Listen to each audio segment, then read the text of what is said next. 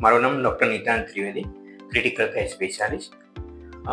આજે આપણે જાણીશું 29th October world stroke day.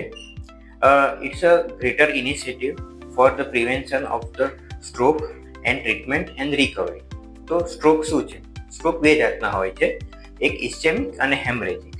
તો ઇસ્કેમિક સ્ટ્રોક છે એ ટોટલી પ્રિવેન્ટેબલ હોય છે.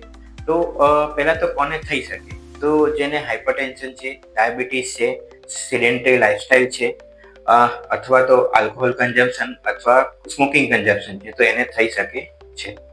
અને જો ઘરે થાય તો એમાં શું સાઇન્સ આવે?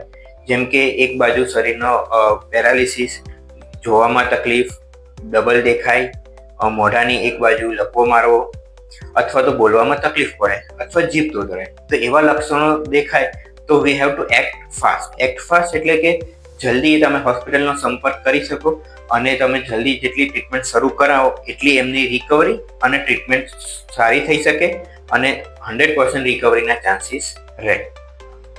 તો તમને ઘરે આમાંથી કોઈ લક્ષણો જણાય તો તમે અમારી આઈરિસ હોસ્પિટલનો સંપર્ક કરી શકો છો અને આઈરિસની તાત્કાલિક સેવાઓ 24/7 શરૂ હોય છે. Thank you.